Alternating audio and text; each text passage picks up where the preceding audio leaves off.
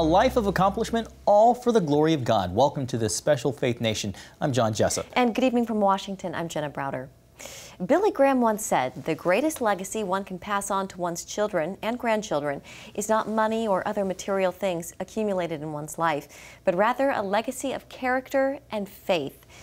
Since the passing of CBN founder Pat Robertson, his family is remembering him for those very things. CBN White House correspondent Abigail Robertson is Pat's granddaughter. A few years ago, she had the chance to sit down with him for a special interview to discuss his life and how he wants to be remembered. In tonight's Faith Nation, we'll bring you much of that interview. From broadcasting to politics to starting a university and fighting for religious liberty, Pat Robertson's life was marked by many things. But his story truly starts with a radical encounter with Jesus. Who was Pat Robertson before you met Jesus? Well, I was going to be a young entrepreneur. I had a degree from Yale Law School. I really wasn't going to practice law, but I wanted to go into business, and I was set out not only as a pretty hard party creature, but I wanted to make a lot of money. I was very materialistic. Mm-hmm. So what caused such a radical transformation and led you into ministry?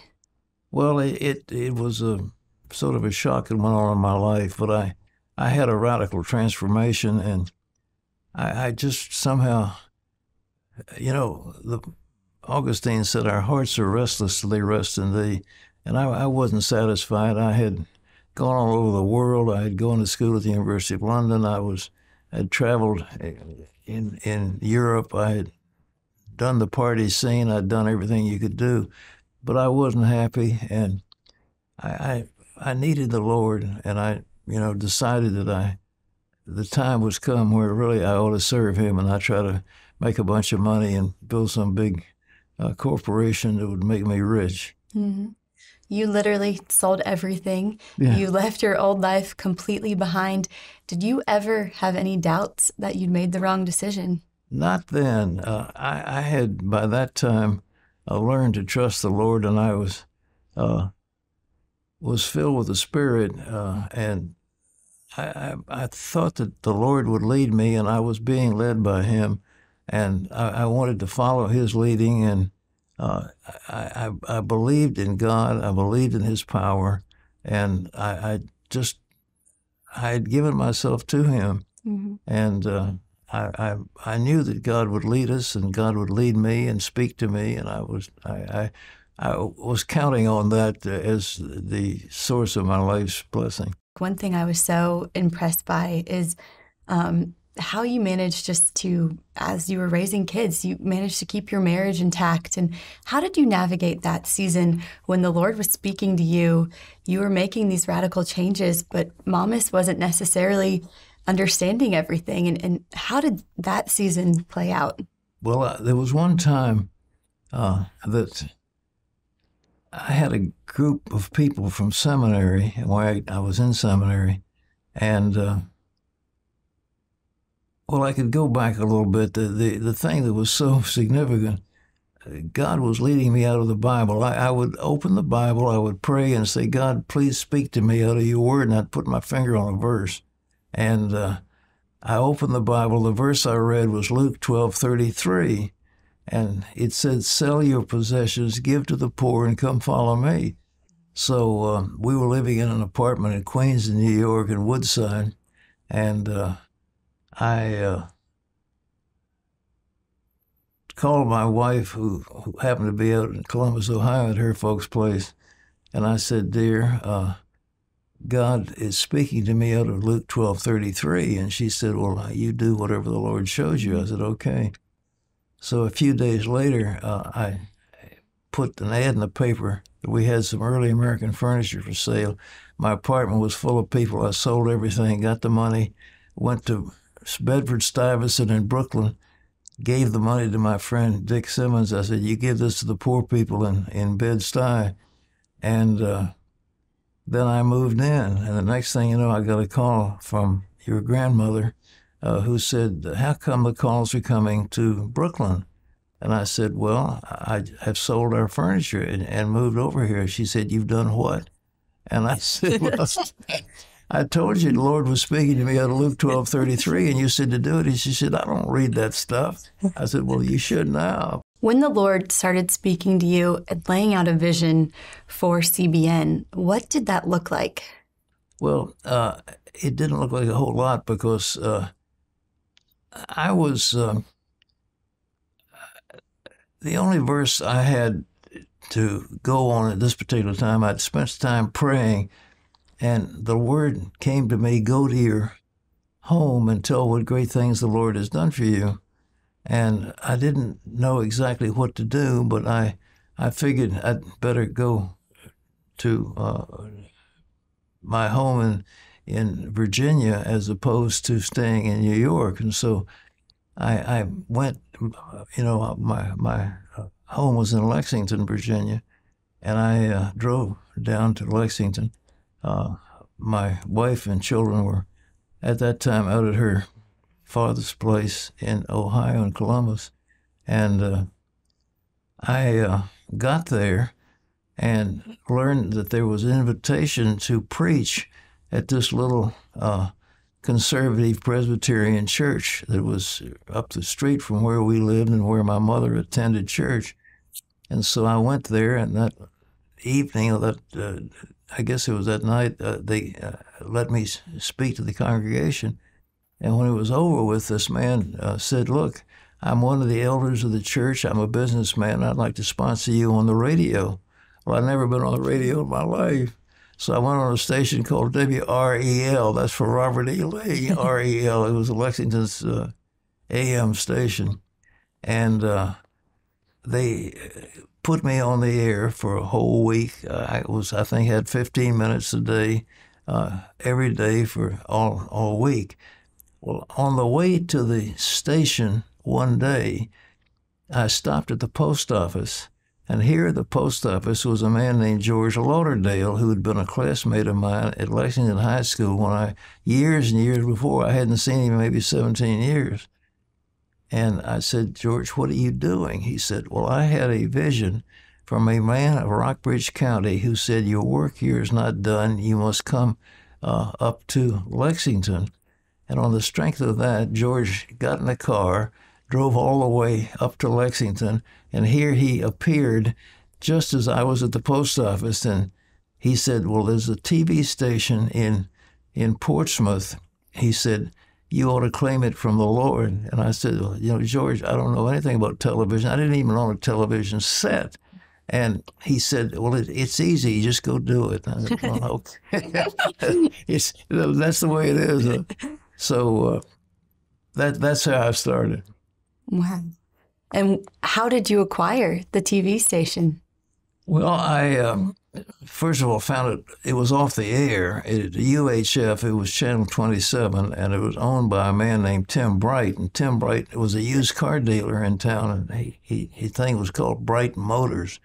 And he had made a real mess of the station, and they had taken it off the air when there was a combination where the FCC put Channel 13 into Norfolk, and really two stations, Channel 15 and Channel 27, went off the air.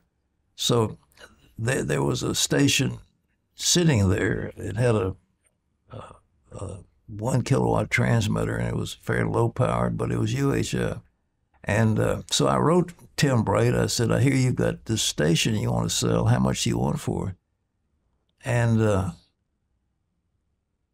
before I wrote him, I went to the high school where I had studied and played football. It's a little tiny stadium. And I walked down there, and I was praying. I said, God, if this thing is of you, how much did you want it to? How much did I spend for it? And he said, $37,000.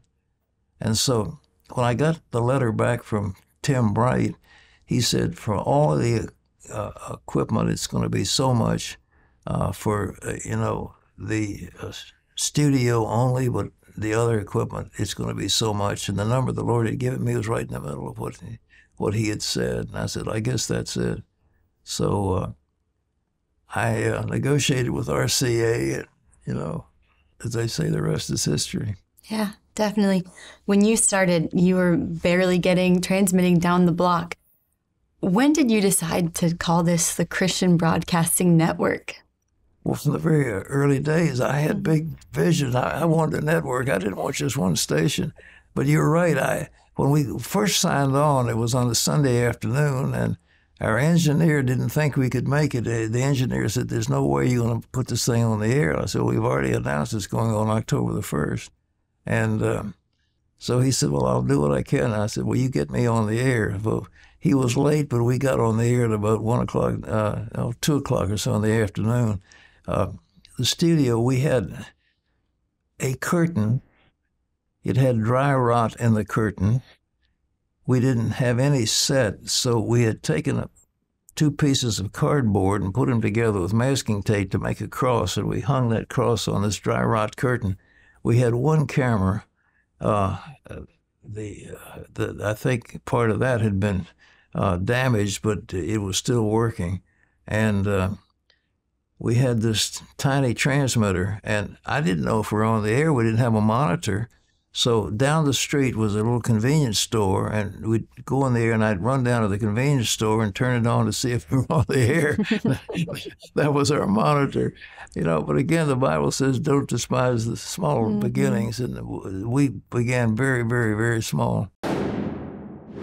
Well, from the small beginnings of a TV station in Virginia to a ministry that spans the globe, when we come back, Pat tells Abigail when he knew God was doing something special at CBN. Yeah, stick around for that story and more on the special Faith Nation. Welcome back. Revival in the Tidewater region of Virginia. For Pat Robertson, that's what marked God's movement in the ministry of the Christian Broadcasting Network. That's right. After 7 years of being on the air, that outpouring of God sparked a new vision for CBN. What was the turning point when you knew that the Lord was really breathing on this and that it might actually work and take off? Well, every day, we also got a radio station along the way, by the way, that it was an old Federal transmitter, a 70-foot creosote pole, and a homemade antenna. But we got a license on channel 104.5 FM, and so we called it WXRI. That's the Greek for Christ, WXRI. And we every day had 12 noon, we had what we call revival prayer for Tidewater. And the announcer said every day the staff of WXRI bows to pray for revival in Tidewater and around the world. So we had a 15-minute prayer at noon every day praying for revival. And we did that day after day after day for about 7 years. And at the end of the 7th year, we were on the air in a telethon trying to raise some money. We asked for 700 people to give us $10 apiece a month. That was the 700 Club. So anyhow,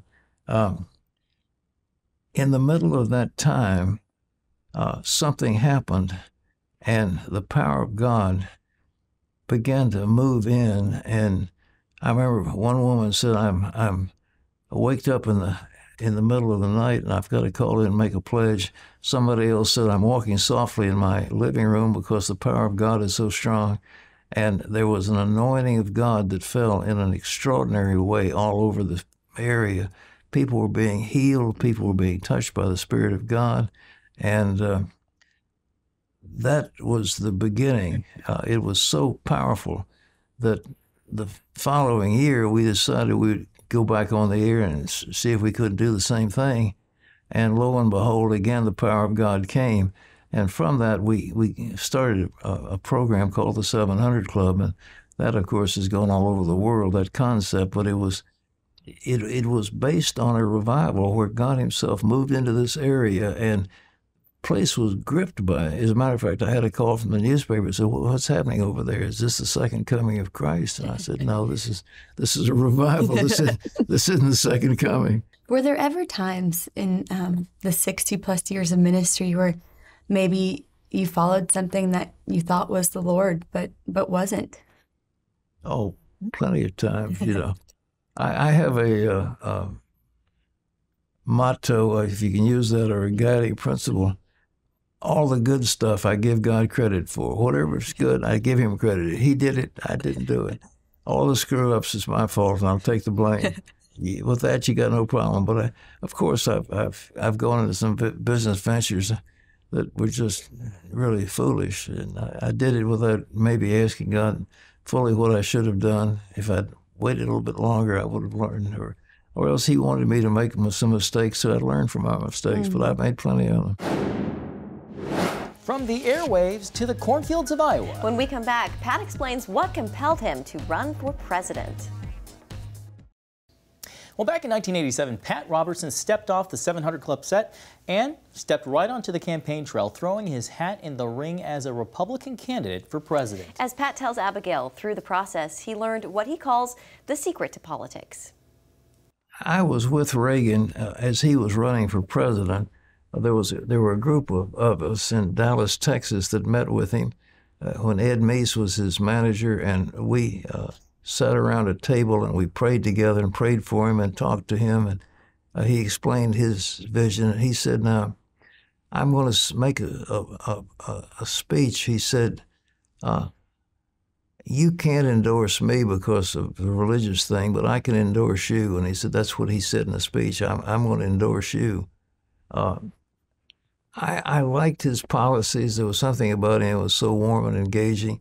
When he had to leave office, I thought there was nobody that would pick up the mantle of who he was.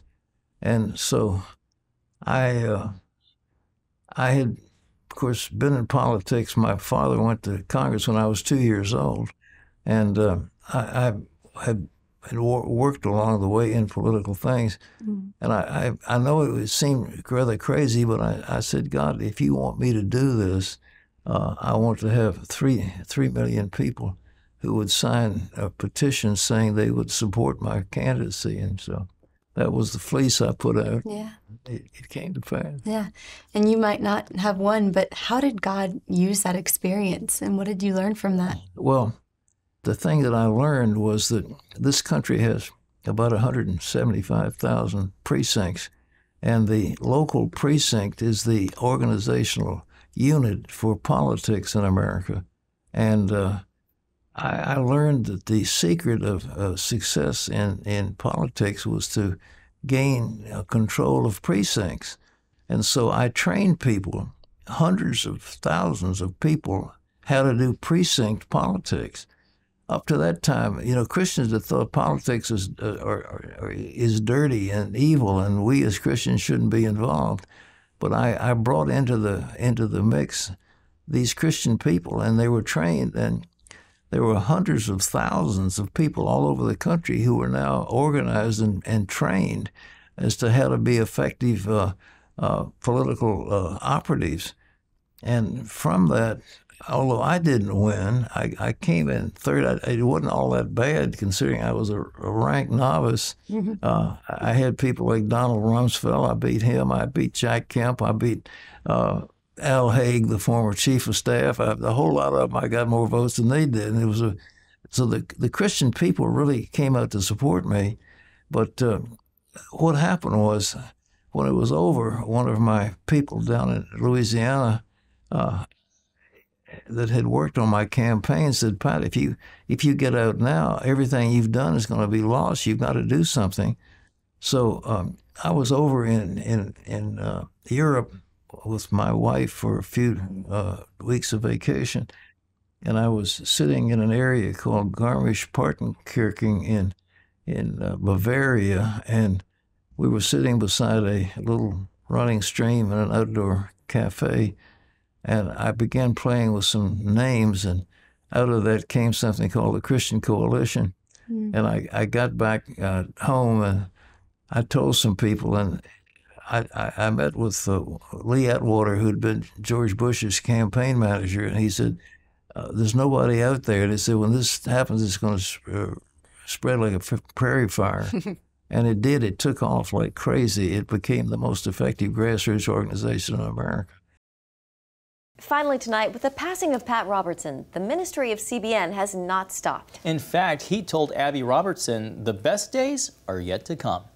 We're involved at CBN, and well, at least 59 different languages and as many as 200 countries. From the surveys we've had over the last few years, we've had close to 1 billion people accept the Lord, which is just astounding.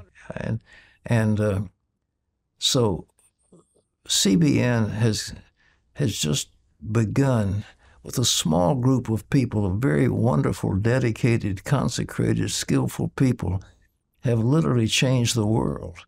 And that's not going to stop. As far as Regent, we have about 23,000 alumni right now. They're distinguished people. They're presidents of schools.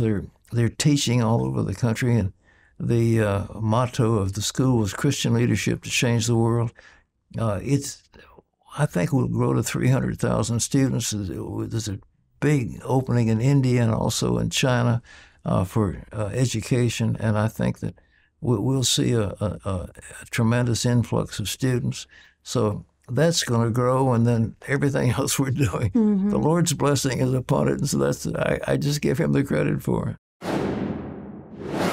And in addition to CBN programming and Regent University, in 1981, Pat started a legal foundation to fight for religious freedom in America. Today, it's known as the American Center for Law and Justice. He also founded a humanitarian aid outreach called Operation Blessing. For more than 40 years, OB has worked to provide disaster relief, hunger aid, medical help, and clean water around the world. Quite a legacy, quite a life of accomplishment. And and that's just scratching the surface. There's also Orphan's Promise and so many other things that Pat did in his incredible life. When I think about Pat, an educator, humanitarian, an innovator, I think the one word that keeps coming to mind is that he would want to just simply be known as a servant. He served the Lord, and he was humble and obedient in living a life of faithful obedience to God. Yeah, and he gave the credit to God.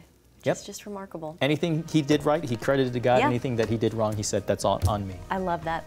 Thanks for watching. Have a great night.